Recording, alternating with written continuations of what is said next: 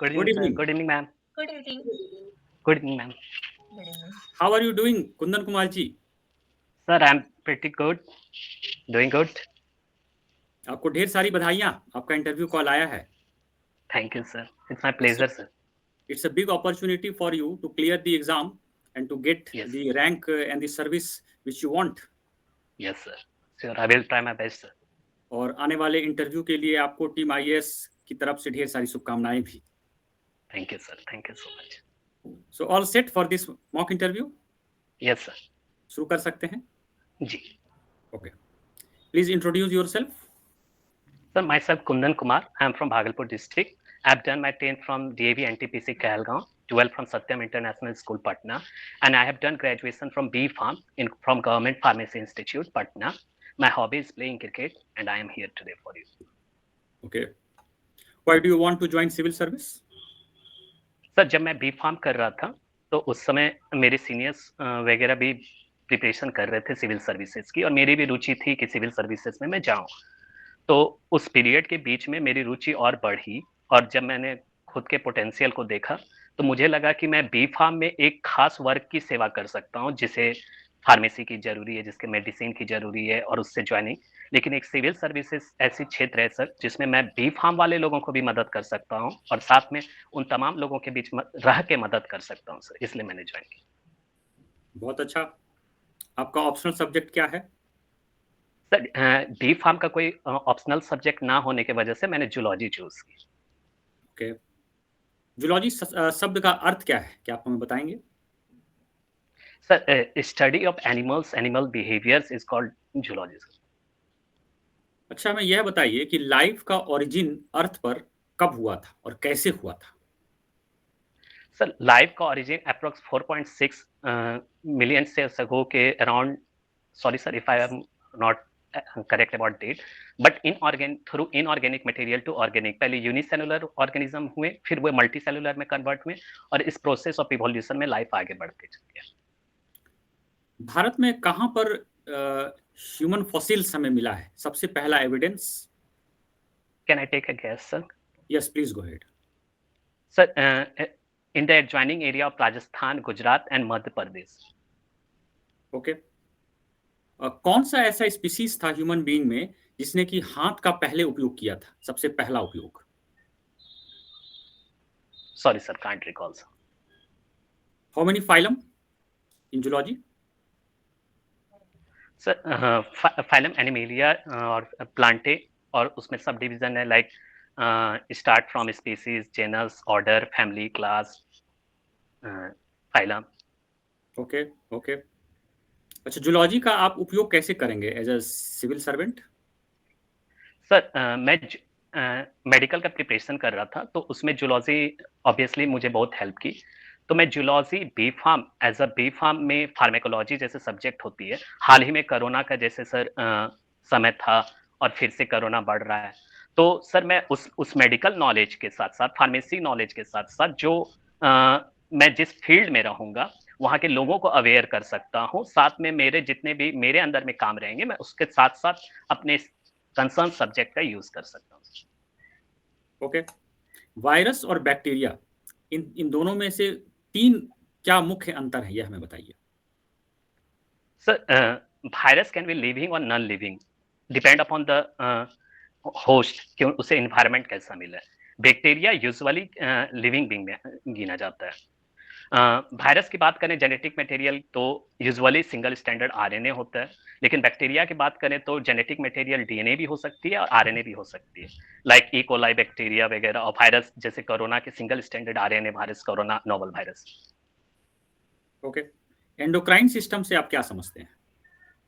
Sir endocrine ductless gland है, वो gland जिसको हम कंट्रोल नहीं कर सकते हैं और वो बॉडी के अंदर काम करती है एक पार्टिकुलर हार्मोन रिलीज करके. थायराइड ग्लैंड अगर मान लीजिए काम नहीं कर रहा है तो कौन से Yes, डिसीज ह्यूमन बीइंग्स में होते हैं? सर अगर थायराइड अच्छे से काम नहीं कर रहा है तो थायरोक्सिन हार्मोन रिलीज नहीं होगी, जिसके कारण आपको हाइपोथायराइड हो सकती है, जिसमें थायराइड हार्मोन कम रिलीज होने के कारण या ना रिलीज के कारण, जिसके कारण बॉडी का वेट बढ़ जाता है, साथ में अदर कंसर्न्स भी आते हैं. F3 हार्मोन के बारे में हमें कुछ बताइए. Sir F3 hormone adrenaline hormone को कहते हैं, जिसका अर्थ होता है फ्राइट, फाइट एंड फ्लाइट। ये हार्मोन इमरजेंसी सिचुएशन में रिलीज होती है, या हम जब एक्साइटेड स्टेट में रहते हैं या डरे हुए रहते हैं तो उस स्टेज में रिलीज होती है सर। अच्छा, प्लीज टेल अस कि जो ह्यूमन टंग होता है, तो यस सर। कहाँ कहाँ पर किस पार्ट में टंग के कौन सा टेस्ट आता है? हाँ sir, I am not 100% sure about the exact position, but I want to take the guess if you allow me. Yes, please go ahead. Sir, in middle portion we get bitter taste. In frontier portion with sour taste. At the side of the tongue we get the sour taste. Which is the hardest part of the human body? Sir, jaw. Sure है? Enamel. If we talk about the hardest part, enamels. Okay. अच्छा, please tell the basic difference between cell and tissue. Sir, cell is a basic unit of life. When cell combines, they form a tissue. Okay. जो human brain है उसका largest part कौन सा है? Sorry sir, can't recall. अच्छा, please tell कि हिपोथैलेमस जो है उसका मेन काम क्या है? सर, ये बॉडी के टेम्परेचर को रेगुलेट करता है, और हार्मोन्स जो भी रिलीज होते हैं उसमें भी वो मदद करते हैं। Which part of the human brain controls the reflex action? Are you aware? Yes sir. if it sir reflex action की बात करें तो जैसे स्पाइनल कॉर्ड और कंसर्न बॉडी पार्ट्स वगैरह उसमें काम करते हैं, और पार्ट ऑफ द ब्रेन का बात करूं तो सर सॉरी। अच्छा, नोटोकॉर्ड से आप क्या समझते हैं? सर जिसमें स्पाइनल कॉर्ड्स होंगे उसे नोटोकॉर्ड बोलेंगे। ओके। ऐसे ऑर्गेनिज्म जिसमें स्पाइनल कॉर्ड्स। ऑक्टोपस को आप किस कैटेगरी में रखेंगे? Mollusca sir. स्नेल को? Snail too in mollusca. Arthropoda को? आर्थ्रोपोडा में सर जिसमें जॉइंट अपेंजेस होंगे उसको आर्थ्रोपोडा में रखेंगे। अर्थवॉर्म को? Annelida sir. Very good. Okay, एक अंतिम प्रश्न आपसे। Bihar is considered as one of the most backward states, as has been testified by several reports, especially by the Niti Aayog. What do you think are the basic reasons for the backwardness of Bihar? Sir मैं थोड़ा back थोड़ा history में लेके चल जाऊंगा। जब 2000 में हम लोग झारखंड हमारे से अलग हुई, और उसके भी पहले की बात करें तो हमारे यहाँ स्टेबल गवर्नमेंट नहीं रही। हमारे यहाँ लगभग 8 बार नेशनल इमरजेंसी लगी, स्टेट इमरजेंसी। और उसके बाद सर 2000 में जब झारखंड अलग हुआ हमसे, तो हमारे जितने भी resource of land, resource area थे, मिनरल डिपोजिट एरिया थे, वो झारखंड की तरफ चल गई, और हमारे पास रिसोर्स की भारी कमी रही। Apart from this sir brain drain की भी समस्या हमारे यहाँ बहुत हुई। वो फैसिलिटीज नहीं प्रोवाइड कर पाए जो जरूरत थी उस समय। हालांकि गवर्नमेंट इसके ऊपर बहुत काम की है। बिहार स्टार्टअप पॉलिसी हाल ही में सर समिट हुआ जिसमें इन्वेस्टमेंट बहुत सारे बिहार में आए।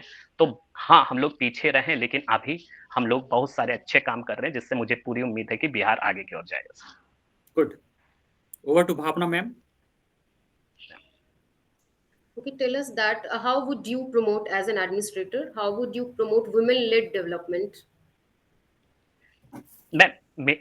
मेरे सबसे पहले तो वुमेन को वो एनवायरनमेंट प्रोवाइड करना जिसमें वो अपने ट्रू पोटेंशियल पे खरे उतरे।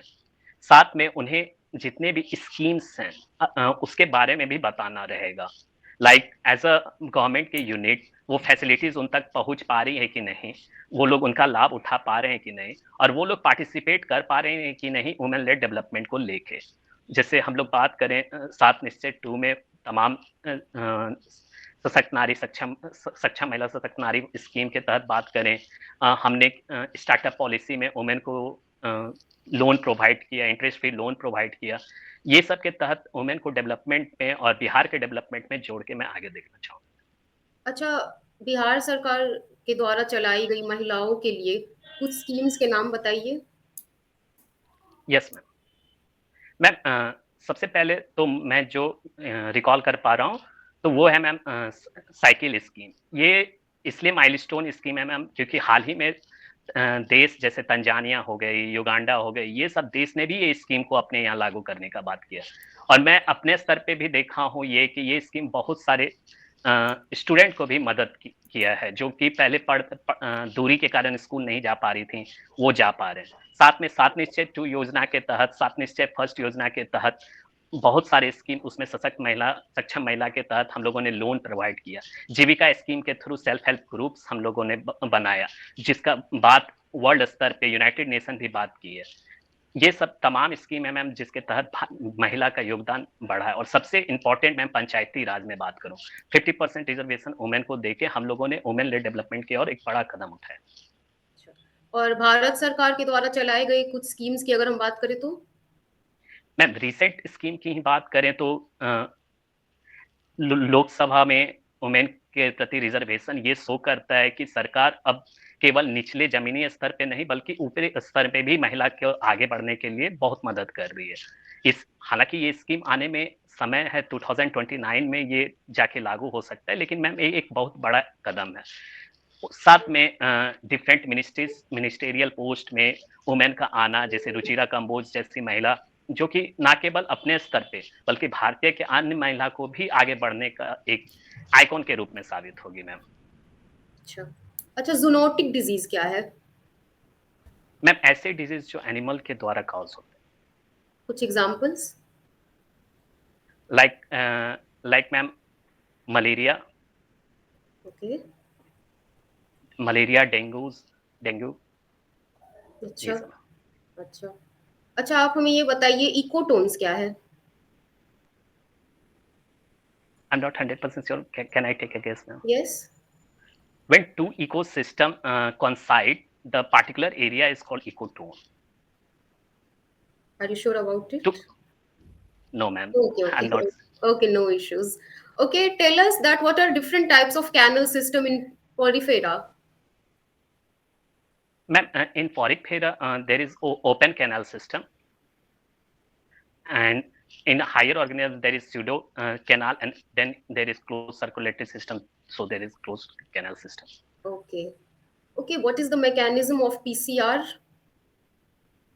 Sorry, ma'am. Please repeat. PCR. What is the mechanism of PCR? In short, tell us the mechanism. Ma'am इसका मेन काम होता है कि हमें हार्ट बीट को फिर से रीजनरेट, फिर से लाना है। लाइक जब एवी नोड्स इम्पल्स जनरेट करना बंद कर देती है, तो हम उस पर प्रेशर लगा के उसको फिर से इम्पल्स जनरेट इलेक्ट्रिकल सिग्नल देने के लिए एक्टिवेट करते हैं। Okay, what do you mean by gene therapy? Ma'am gene therapy वो थेरेपी है जिसमें हम डिफेक्टेड जीन्स को हटा के हेल्दी जीन्स को इंसर्ट करते हैं, ताकि प्रॉपरली वो काम कर सके।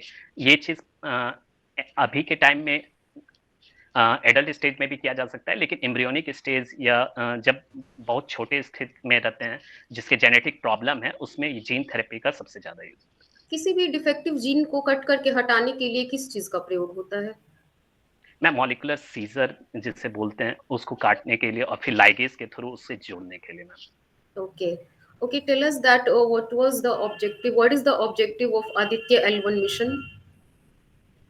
मैम आदित्य L1 मिशन की बात करें तो वो लैग्रेंज पॉइंट पे हमारा satellite Aditya L1, Lagrange point वो पॉइंट हुआ मैम जहाँ अर्थ का ग्रेविटेशनल पुल एंड सन का ग्रेविटेशनल पुल एक दूसरे को कैंसल आउट करके वहां पे ग्रेविटेशनल पुल नेग्लिजिबल रहता है। हम लोग कोरोना का स्टडी करने के लिए आदित्य L1 मिशन लॉन्च किया। इन दोनों एक जैसे काम करती है। भारत सरकार की जन औषधि केंद्र योजना अभी चल रही है, जहां जेनेरिक मेडिसिन सप्लाई किया जाता है। यस। आप इसे कितना सही मानते हैं? मेरे हिसाब से ये बहुत सही कदम है। हम लोग ना केवल जेनेरिक मेडिसिन इंडिया के पॉपुलेशन को दे रहे हैं, बल्कि 50% जेनेरिक मेडिसिन की सप्लाई हम लोग अफ्रीकन कंट्रीज को दे रहे हैं, 25% सप्लाई हम लोग यूके को दे रहे हैं। और इससे ये पता चलता है मैम कि हम लोग कॉस्ट इफेक्टिव मेडिसिन जो बना रहे हैं वो केवल खुद के लिए नहीं बना रहे हैं, बल्कि बाकी देशों के लिए भी बना रहे हैं। जैसे हाल ही में मैम कोरोना में लगभग 80% वैक्सीन सप्लाई हम लोगों ने बाहर किया। तो इससे साफ शो होता है मैम कि हम लोग वसुधैव कुटुंबकम को एक ट्रू सेंस में मानते हैं। लेकिन ऐसा देखा जाता है कि एक आम आदमी को इसकी जानकारी नहीं है, और बहुत Yes. सारे लोगों के दिमाग में ये ठूस दिया गया है कि जेनेरिक मेडिसिन चूंकि सस्ते होते हैं इसीलिए अच्छे नहीं होते हैं। इसे प्रमोट करने के लिए और क्या करना चाहिए सरकार को? मैम मेरा मानना है कि डिजिटल मीडिया इसमें बहुत काम कर सकता है, लाइक फेसबुक, इंस्टाग्राम। अगर मिनिस्ट्री अपने हेल्थ मिनिस्ट्री है अपने पेज के थ्रू, क्योंकि मैम यूथ वगैरह हो गए हैं और अभी 40s और जो डिजीज पर्सन सब भी हैं, एक डिजिटल मीडिया ऐसा चीज है जो सभी आज के टाइम में देखते हैं मैम। उसके थ्रू अगर अवेयरनेस क्रिएट किया जाए, साथ में जितने भी फार्मेसी शॉप हैं वहां पे जेनरिक मेडिसिन को प्रोत्साहित करने के लिए इंसेंटिव अगर दिया जाए, और जन औषधि केंद्र खोलने के लिए हमें प्राइवेट फर्म को भी साथ में जोड़ के, और बाकी लोगों जो फार्मा सेक्टर से जुड़े हैं अगर उनको भी साथ जोड़ा जाए, तो मैम एक अच्छा अवेयरनेस क्रिएट करेगा जो कि ओवरऑल डेवलपमेंट में जेनरिक मेडिसिन को प्रोपेगेट करने में मदद मिलेगी। चलिए, बहुत अच्छा।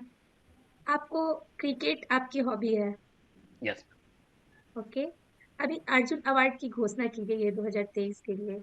यह किस क्रिकेट खिलाड़ी को दिया जाएगा?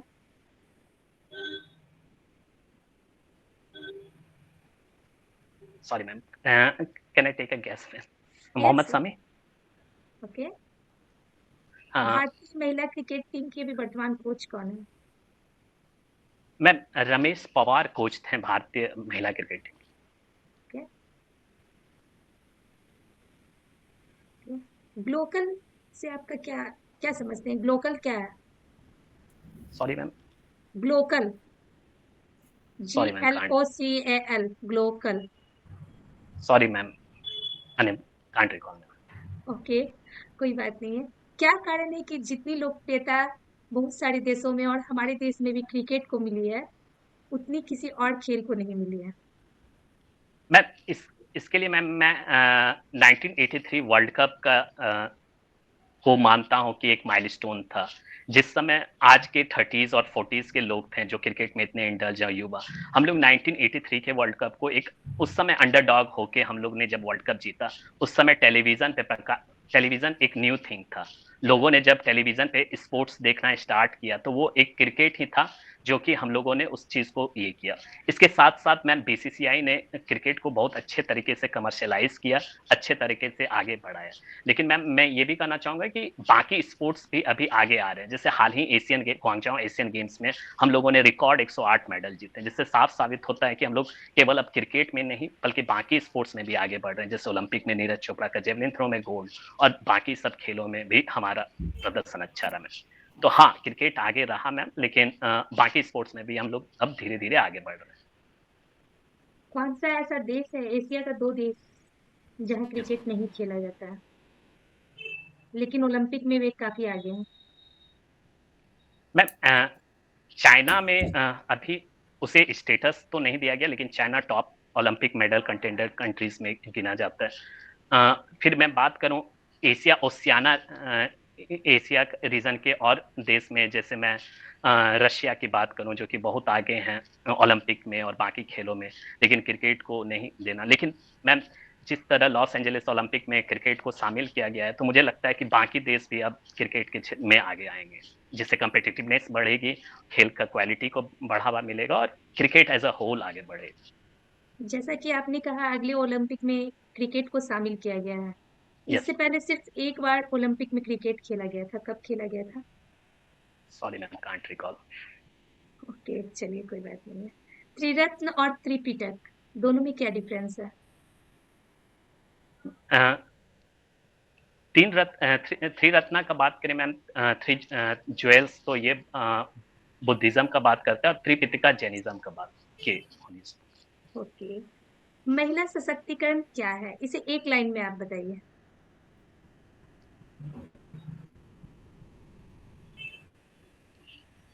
महिला सशक्तिकरण मेरे लिए मैम एक होगा empowering women for the present, for the future. Okay, आपका सर्विस प्रेफरेंस क्या है? मैम मैंने डीएसपी पोस्ट सबसे पहले पे रखा है, फिर मैं पंचायती विभाग रखा हूँ, और फिर मैं SC/ST वेलफेयर रखा हूँ। ओके, आप डीवाईएसपी क्यों बनना चाहते हैं, कोई खास वजह? यस मैम, मैं देखा हूँ कि लोग सिस्टम को बहुत सारा दोष देते हैं, बल्कि अपने में चेंजेस नहीं लाके, सिस्टम का पार्ट ना बन के। मैं चाहता हूँ कि मैं अपने आप को चैलेंज करूँ, मैं उस पोजीशन पे पहुंचूं जहां मैं खुद को चैलेंज कर सकता हूं और सिस्टम को ना कोस के लोगों को बेहतरी के लिए मैं काम करूं। इसलिए मैंने डीएसपी पोस्ट को चूज किया। चलिए, आपका इंटरव्यू बहुत अच्छा रहा। इस इंटरव्यू की थैंक यू। क्या खास बातें रही, इस पर अभी हम लोग चर्चा करेंगे। सबसे पहले अनंत सर इस पर चर्चा करेंगे। Thank you ma'am. Okay. Kundan Kumar ji, yes sir. plenty of strengths in your personality, plenty of strengths, and very difficult to find fault in your personality.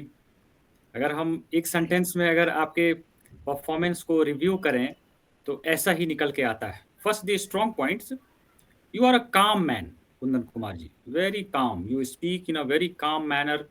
और यह है बोर्ड मेंबर्स को बहुत अच्छा लगता है कि एक काम इंडिविजुअल उनसे बातें कर रहा है। आपके बोलने का स्पीड भी जो है मीडियम स्पीड है, that is also very awesome.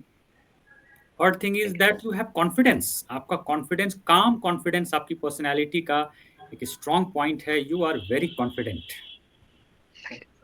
आपका फेशियल एक्सप्रेशन अच्छा है, आप स्माइल करते हैं। आप कहीं भी ऐसा हम लोगों को नहीं दिखा कि आप कहीं भी टेंस हैं, या आपका फेशियल एक्सप्रेशन में कहीं भी ऐसा कुछ नहीं दिखा जो कि कहीं भी उसमें दिक्कत हो, नॉट एट ऑल। आपका नॉलेज बेस बहुत अच्छा है, आपका जूलॉजी सब्जेक्ट स्ट्रॉन्ग है, इट्स नियरली परफेक्ट। उसके अलावा बहुत सारे एरिया से आपसे सवाल पूछे गए, बाय एंड लार्ज आप सभी का अच्छे से उत्तर दिए हैं। आई डोंट थिंक कि आपका नॉलेज बेस में कहीं कोई दिक्कत है। आप इस नॉलेज बेस को बना के रखिए, ये टेम्पो को आप बना के रखिए। लिमिटेशंस की जहां तक बात है Kundan Kumar ji, it's very difficult to find any specific limitation in you, as I said in the opening remark. आप में ऐसा कोई ऐसा लिमिटेशन नहीं है जिसको कि I can pinpoint. Very difficult. I tried my level best कि कुछ ऐसा मिले, लेकिन I have not been able to find. और जो ऑनरेबल 2 बोर्ड मेंबर्स हैं वो आपको बताएंगे, मे बी उन लोगों को कुछ ऑब्जर्व किए होंगे। I haven't been able to find.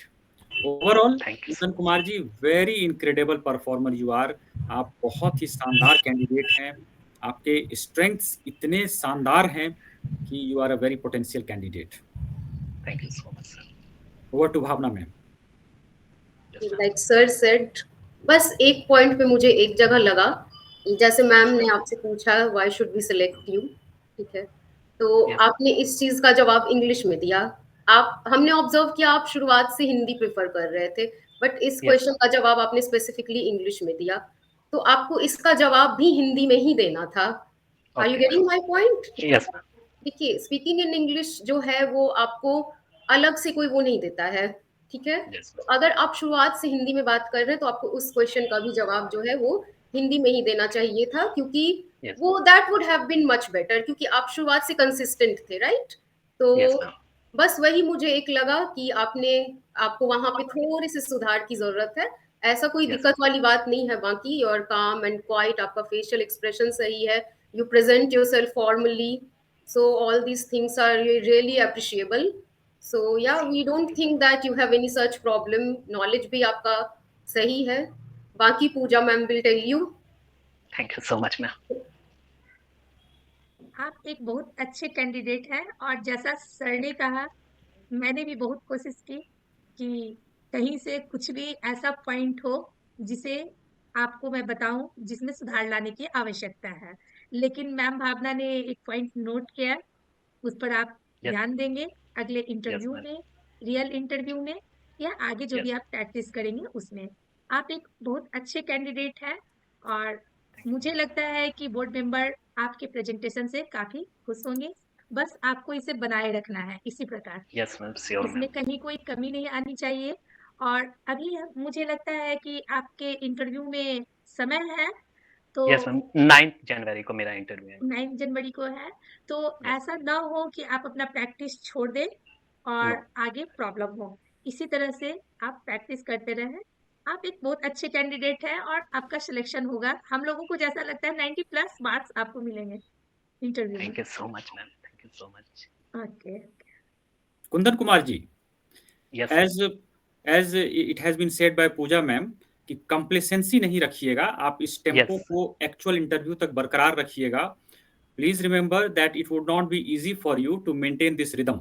Please understand. Yes, This sir. will be a challenge for you कि इस तरह का टेम्पो आप मेंटेन रखिए till the actual interview takes place. Yes. ठीक है, वो अपडेट सर दिया कुछ क्वेश्चन मेरे रहेंगे। प्लीज एक सर, जैसे सर, जैसे आप इंटरव्यूअर बहुत बार कोशिश करते हैं कि स्टूडेंट एक स्टांस ले, like black area, white area, लेकिन हमेशा ग्रे एरिया में रहना चाहिए।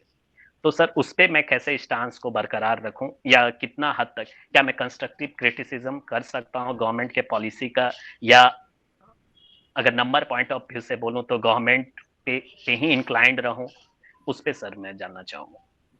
कुंदन कुमार जी, कोई भी इस तरह का क्वेश्चन आता है जहां सरकार की आलोचना करनी होती है, तो प्लीज अंडरस्टैंड कि that is a situation where they want to trap you. इस चीज को हमेशा ध्यान में रखिएगा। तो सबसे पहला आपका प्रयास होना चाहिए कि जल्द से जल्द उस एरिया से आप बाहर निकल सकिए, सबसे पहली चीज। दूसरी चीज है कि संविधान और कंस्ट्रक्टिव क्रिटिसिज्म, इन दोनों को बेस बनाइएगा, और माइल्ड क्रिटिसिज्म, ऐसे पॉइंट को बोलिएगा जो कि कोई सीरियस पॉइंट नहीं हो, मेजर पॉइंट नहीं हो, तो वो लोग भी समझ जाएंगे कि they can not trap you. Easy point बोलकर आप निकलने का प्रयास कीजिए। आज आपने वही किया कुंदन कुमार जी। आपको एक दो बार हम लोगों ने ट्रैप करने का प्रयास किया, लेकिन सॉल्यूशन जैसे ही आपने बता दिया, we understood that you can not be trapped. और इसीलिए आपका आज इतना एप्रिसिएशन हुआ है कुंदन कुमार जी, क्योंकि आप इंटरव्यू की बारीकियों को समझ रहे हैं। यस सर, यही मैं इस इंटरव्यू का सबसे खास बात लगी मुझे सर, पर्सनल बेसिस पे, कि डाइवर्स क्वेश्चन थे। मुझे खुद को जानने का मौका ज्यादा मिला है कि कहाँ पे मैं और भी काम कर सकता हूँ, क्योंकि मैं भी जान रहा हूँ सर, कंप्लीसेंट नहीं हो सकता हूँ, मुझे एक फ्लो में मेंटेन रखना होगा। और ये चीज आएगी बार बार इंटरव्यू दे के, वो तमाम एरिया को टच करके। तो इसलिए मैं हमें चाह रहा हूँ कि वो हिटअप हमेशा रहूं, कोल्ड ना पड़ जाऊं। Your personality is very pleasing Kundan Kumar ji. वो जैसे ओपनिंग रिमार्क्स आपका आया ना, तो इंस्टेंटली जो है हमें लग गया कि आपकी पर्सनैलिटी बहुत ही प्लीजिंग है। You speak softly and you speak very politely. तो बोर्ड मेंबर्स को ऐसे कैंडिडेट बहुत अच्छे लगते हैं, और यहाँ पे आपको एक्स्ट्रा नंबर मिल जाएंगे। Thank you so much.